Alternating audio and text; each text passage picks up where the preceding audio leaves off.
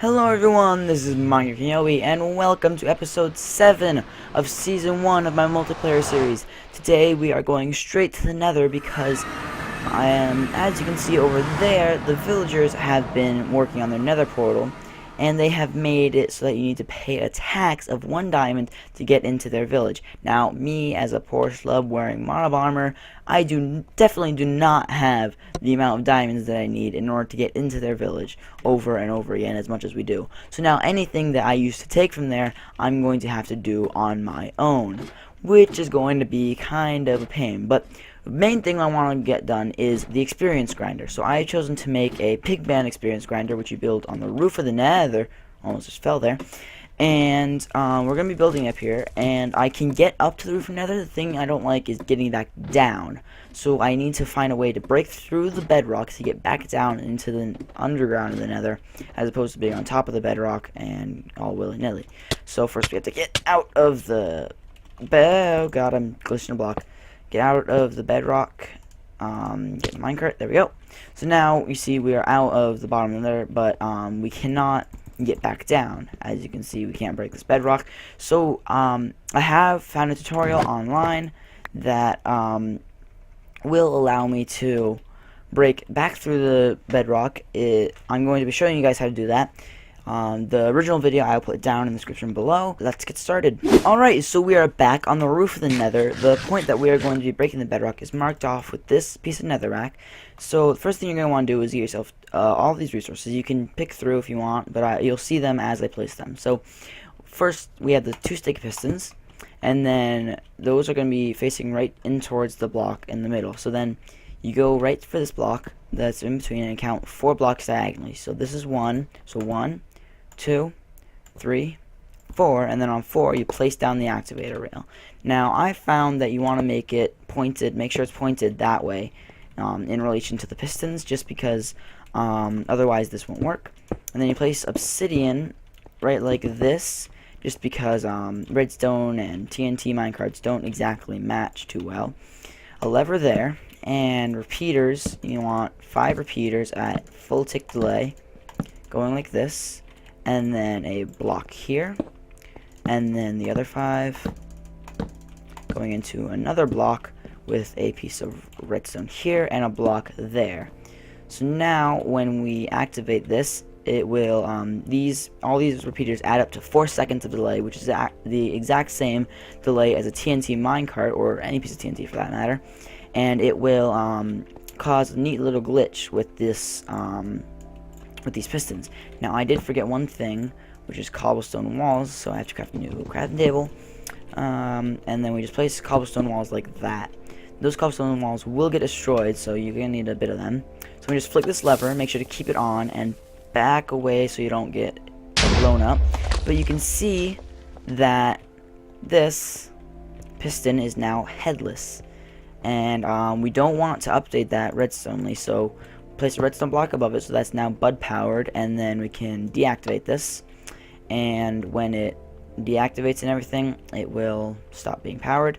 And then I believe that we just put the block, well, we leave that block there. Well, you can, it doesn't really matter. Place a new block there, and some cobblestone walls. Well, actually I think this needs to be a block of obsidian just so it doesn't get destroyed by the TNT.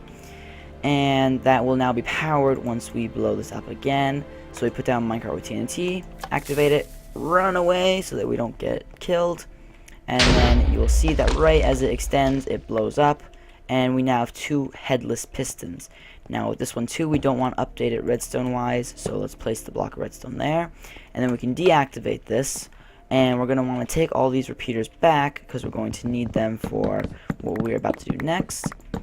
So then we can leave all this because we don't want to accidentally update this if we mess around with stuff too much. And what we're gonna want is a piston facing downwards right here and upwards right here. So the upwards one is easy, you just kind of point it upwards, not too hard. But then the downwards one is going to be a little more tricky. So we have to go up, I believe it is 5 blocks, 1 over, and then a piston there, oops, downwards facing piston there. And you place a lever here, activate it. This is a normal piston, it doesn't retract it back, so it pushes down 1 block. Do it again, And you can see we now have a downwards facing piston right there, so we can get rid of all this stuff. And oh dear, ghost blocks. So then we have the downwards facing piston. Next we need the upwards facing piston, and we're going to need to get rid of this piece of bedrock, which will, you know, obviously take a while. And we want to get 2 redstone repeaters here, no tick delays on that one, on those. And then get rid of that block and a 2-tick or a 1-click 2 ticks delay right there. And then one here, no tick delays on those, and connect this all up using redstone. And when we activate this, what you would expect would happen. So now we can, now that these are powered, we can get rid of these redstone blocks and that nether rack, and I suppose even this redstone. But now when we unpower it, take a look at what happens. That piston disappeared. Everything has its heads back. But when we break this piston, you can see that the bedrock is broken. But for now, we have broken through the obsidian layer, and we have this vast swath of untarnished land above the nether that we can use to do whatever we want. But still, we're not going to be doing anything with that. Instead, we're going to be going even farther up into the nether. Okay, so I have the ladders just so we can get back up through the hole, and while going back up there, I will explain to you what my next plan is. So this spawner needs to be a high ways above the ground of the nether. So I usually go around 50, maybe 60 blocks above the nether. I'm gonna go 50 just to be safe, so I don't run into the roof of the nether, or roof of the building height of the nether. Because this is the roof. We've already broke through the roof. We've already broken down one wall. So you could just have another big ladder going up to the top of the nether. I actually, in my redstone testing world, have created a design that's probably been used by most people, and probably most people know about at this point, that utilizes the translocation glitch, as people are calling it, of pistons to pull you upwards at a very high and constant speed. And it is a bit like resource intensive, like it requires a lot of pistons, but it is really quite fast and really quite cool to make. So I'm gonna collect the resources, show you guys what it is, and then we'll get to building. Okay, so I'm once again on my redstone testing world, and here is the design that I've come up with. People have probably made this in the past, or I've discovered it the same way that I did, where testing. But you can see that it uses per layer 2 repeaters, a bunch of redstone, a sticky piston, and a normal piston, and a button. Obviously, you need the button. So it is going to be a little resource intensive, but you can see with just 5 layers, you get up, each layer gets you up like 3 blocks, so it's not like it's going to take so much. We literally just stand in here, look at this button, and just hold right click, and it slowly, or actually quite quickly, pulls you up. So the reason this happens is because for whatever reason, pistons now bring things behind them. So if, let's say, we were to have a piston and a button, and let's say we had a skeleton, sure, why not? Actually, I might not be in peaceful. Let's say a cow. So if we were to get some glass and encase this cow, this poor little cow, inside glass, place a piston here, spawn the cow in, you can see that when this piston spins, it didn't bring the cow back. There we go, brought the cow back, just because the cow is 2 blocks wide, because of its hitbox. But if we just get like a pig has a 1 block hitbox, we can have this piece of glass here, and if we do it, see, he gets pulled through. It's a really cool glitch, and I hope they keep it, because it's actually quite fun to utilize. So you really just sit here, hold the button, and it takes you all the way up. And then I can just have like a slime block or something that you fall onto. But judging by slime wise, I'm pretty sure I have enough redstone and iron, but like wood, the basic stuff, the wood and the slime, well, slime isn't that redstone, but the wood is going to be annoying, and the slime is going to be annoying, because I have to get lots of slime balls for this project to get it 50 blocks into the air.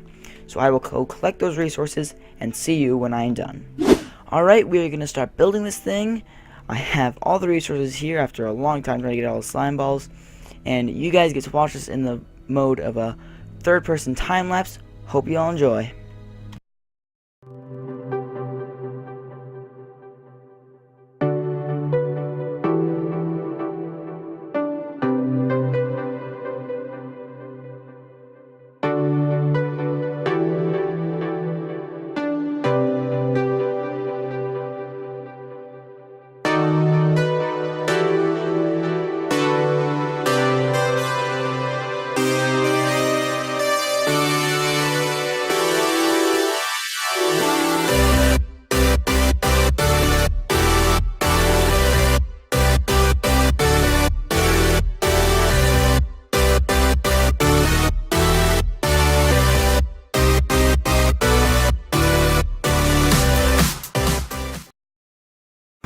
Alright, so the Nether Elevator, as I'm calling it, is done.